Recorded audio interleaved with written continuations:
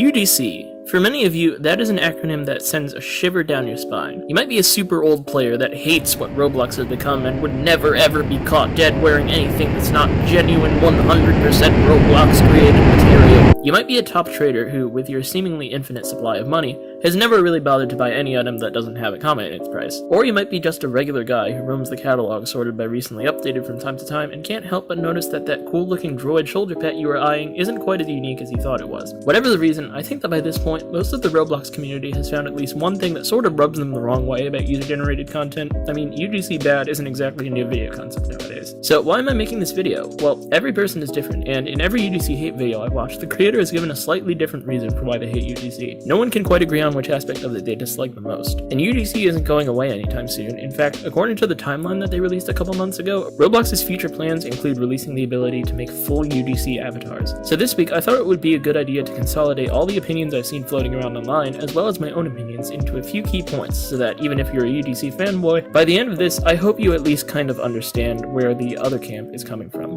Let's get started.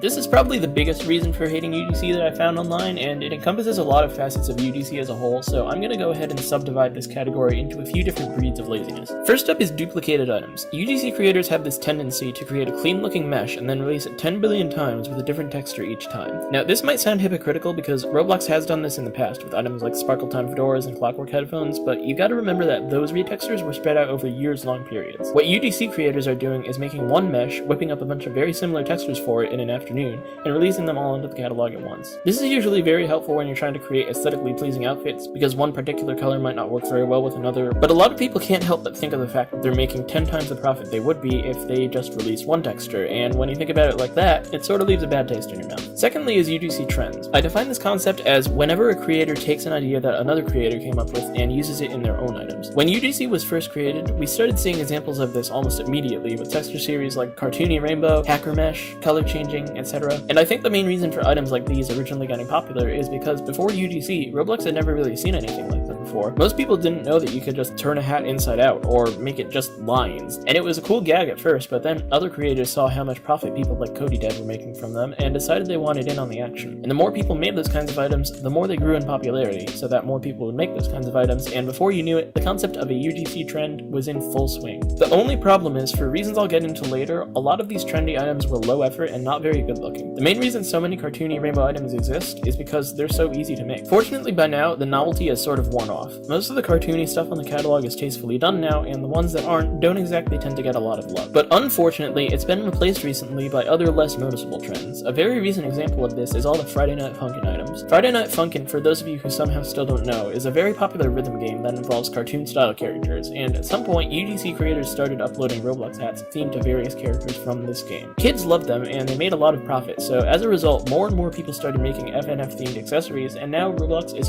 full of them. We saw the same sort of thing when Among Us first gained popularity, and pretty much every creator has made at least one confetti-style item in the past. The point is that at the end of the day, half the reason to be in the UGC program is the money and fame, and as we've seen with literally every other social media platform, following trends is one of the best and easiest ways to obtain those, so UGC trends probably won't be going away anytime soon. Finally, lots of UGC items are just really easy to make. Now, I will say up front that I do not know how to use Blender, so you can feel free to correct me if I'm wrong, but when you compare hats like this to hats like this, the effort put in seems a little low. Many UGC items don't feature textures at all, and that cartoony outline effect that so many of them like to use can literally be learned via a minute-long YouTube tutorial. An example of this kind of laziness at its finest is the Golden Parrot, which was such a low-effort item that it didn't even use a mesh originally made by the creator. The creator literally just made it by ripping the mesh from Roblox's macaw shoulder friend and coloring it yellow. While that was by far the worst example of low-effort laziness, there have been several other instances of copying Roblox originating concepts, such as the Super Happy Glasses, the spiky Overlord crown, and the original OK Boomer sign. This comes back to what I said before. Many UGC creators are just in it for the money and don't really give a crap about the effort part. With Roblox hats, it's much easier to get famous from quantity than it is from quality. So to sum up everything so far, many people view the UGC catalog as nothing more than a whirlwind of laziness where everyone is trying to copy everyone else, and the only thing that matters is getting the most sales. But maybe that's not why you hate UGC. Maybe what irks you more is reason number 2. People who played Roblox in its earlier days tend to feel major nostalgia for the traditions and climate of that time period. It's not hard to see why many people yearn for classic Roblox. It was a much simpler time. There were no Roblox TikTokers, events happened mostly just just for fun without any corporate sponsors sticking ads down people's throats. There was a bigger sense of community togetherness, and most importantly to this video, the avatar items were, let's face it, a lot better. We've already discussed how low effort some UGC items are compared to Roblox created ones, but there's one other aspect to that. Compared to most Roblox created items, UGC items generally tend to feel a bit hollow. This is pretty apparent in some item descriptions. Take the Spec Epsilon Biographed Energy Sword. Its description reads, "The super intelligent cloud people of the distant future find the history of human conflict hilarious and ironic. To that end, they created these weapons to sell in museum gift shops as a living reminder of the pinnacle of human stupidity. Why do you need hand-to-hand weapons when you have lasers? Because the cloud people are incorporeal, the swords are completely harmless, and they allow the young to play with them."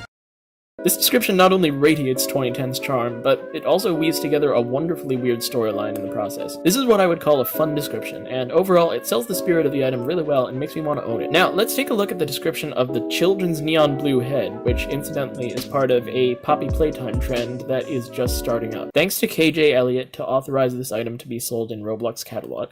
Item modeled and textured by Debbie Blocks YT. Pretty boring, right? So, for many people, UGC items generally suck the charm and personality out of Roblox, but they're doing this in more ways than just descriptions. Many people are mad at UGC for resulting in the downfall of sales. In the days before UGC, Roblox would traditionally host big sale events, where they would sell old off-sale items at discounted prices, sell new original items and retextures for a very limited time, and introduce new limited items to the catalog. These were very popular events that many can credit for their most beloved items, such as the Red Void Star, the Big Head, and the Work Clock headphones and shades. But in 2019, once Roblox officially started making the push for a fully UGC catalog, they abandoned sales altogether, which sparked a lot of outrage and UGC hate in the community. And that brings me to my third and final point for this section: cheapness. When Roblox released a cool item, everyone usually knew it was cool because of its price. The Red Void Star would be nowhere near as highly regarded as it is today if it was 50 Robux instead of 50k. Back then, logically, the cooler an item looked, the more expensive it was. The Equinox wings, which are the biggest item in Roblox history, run you a lot more than the obvious spy cap. But for how money hungry I talked the UGC creators up to be earlier, you certainly wouldn't know it from the prices they sell their items for.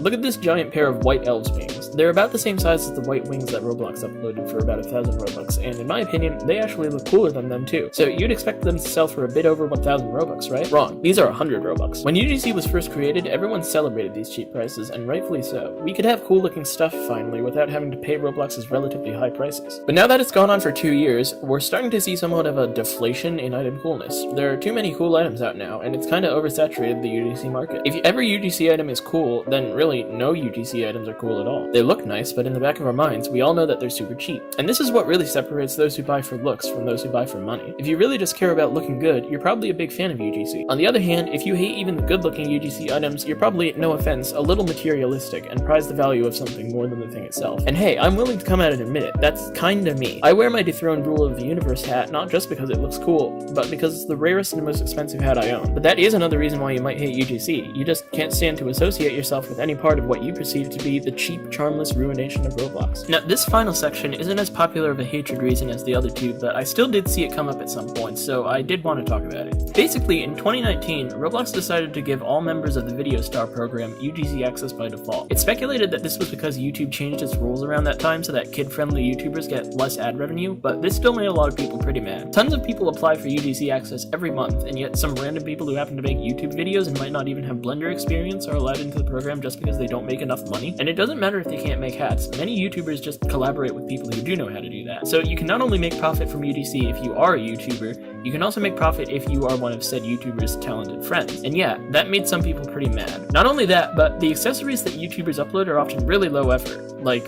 even more than regular UGC items. Remember the golden parrot item that I talked about earlier? Yeah, that was made by a YouTuber. Ant Ravioli claimed that he didn't even know that he wasn't allowed to take meshes from Roblox, which shows just how little he knows about the UGC program and how much he deserves to not have his spot. If you were a hopeful UGC candidate who got denied, this apparent bias towards YouTubers would no doubt make you mad at the program as a whole. Some people even accuse Roblox of not paying attention to what its community is doing, leading to faults in the UGC community. At one point, the user John Avia got into the program with pretty much exclusively stolen UGC concepts. His items were taken off sale shortly after they were put on sale, but it was still a pretty big slip-up. Additionally, some items that do get published and stay published blatantly knock off characters from another franchise, and Roblox only does anything about these when the company whose property is being stolen puts a copyright claim against them. With UGC being such a prized program by Roblox at the moment, you would think that they would take care of it a bit more, but they don't, and this has fueled some major UGC hatred in some people. Now, do keep in mind, Roblox is actually doing fine with their current level of moderation, at least in my opinion. They have a lot of things on their plate right now, and despite that, they're still able to catch and moderate blatant knockoffs just minutes after they're released, which in my opinion is perfectly fine. What are they supposed to do? Have a bot that detects the instant a copyright idea is being stolen? That thing would detect false positives all the time, and would just be a mess. All I'm saying is that this is what I've seen floating around the internet. Most people think that Roblox should have some omniscient power that allows them to know the second something shady goes on in their catalog, and instantly put a stop to it. It's not a good reason to hate UGC.